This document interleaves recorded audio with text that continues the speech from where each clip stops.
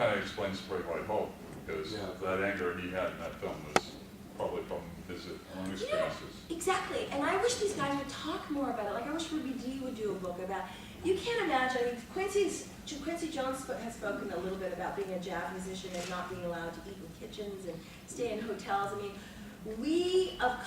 people of color who are born past that era don't have a deep appreciation of the struggle that we've come through. And it's important because it does inform the bitterness. People like Spike, who didn't have that kind of resistance, he had a minor version of it.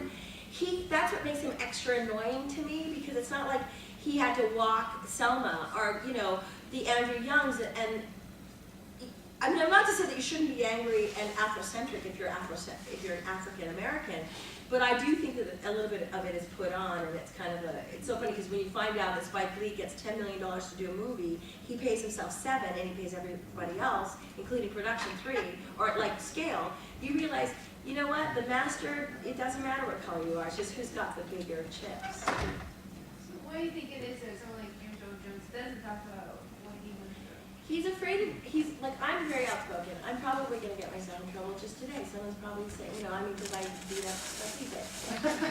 People are a little bit more politically fragile and correct.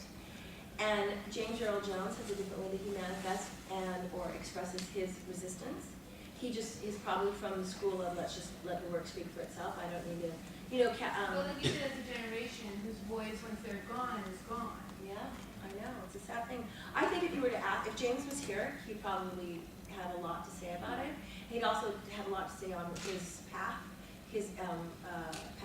I know that there's a lot of things he doesn't do because it's reflective one way or the other. And also, the older you get, the more fragile you become, or more desperate to not work. You know what I mean? I was really good friends with Chuck Heston, who it's appalling to think that Chuck, who was the face of NRA, and really kind of really, you know, aggressively the face of NRA.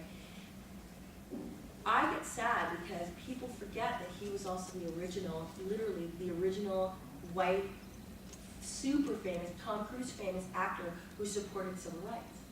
People don't know that he gave lots of money for the cause, that he was arrested, his best friend was Arthur Ashe. He was arrested in Louisiana, in New Orleans, having dinner with Arthur Ashe. People don't know this about him, that he took billboards out and that he would always keep his friends who happened to be of color close by, that he didn't shy away from, and he marched on Washington, he was there.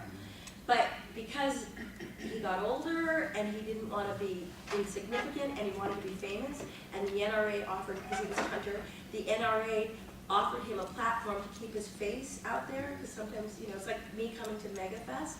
It's a good way to get out here and say hello to you guys and see that I'm not retired yet, although after this I might be, but anyway, that's the thing. And so it's sad for me because you have to be really careful what your ultimate legacy becomes. What? I'm not sure. We'll see. Let's wait till I die. I don't know. I think I'm a big slut when it comes to music.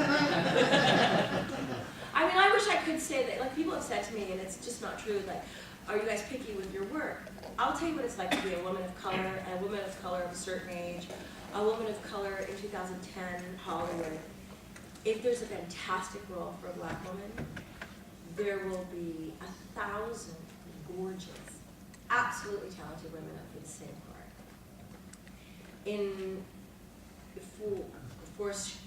In Hollywood, that would one to 1,000, literally 1,000 is the. Now, whittle it down to a name. You have a name, it'll be 1 to 200. Then of a certain status, it'll be 1 and 30. Whereas, like for a non-ethnic woman, just good parts, it will be something like 200 to maybe 300. So it's 200 to 300. So it's like 2 to 3. That's the ratio. It's really incredible. So I used to have to turn down work because of my son, but I would never have done it if I wasn't a mother. And there's some movies I shouldn't have done, but it's just pretty grim out there. I mean, 90% of it too. The good news is now that I don't care about working that much, I do turn down a lot of work, but it's just crap. You know, it's mostly just unreadable dread. You know? Oh, I'm such a yacker. No, Thank it's been great though. you. Yeah. Sorry for No, yakking we, your ear. let's, do a nice It's round like of bring on applause. song.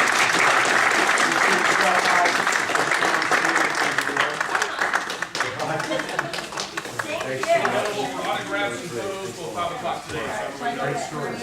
Follow now, so thanks. Thank you.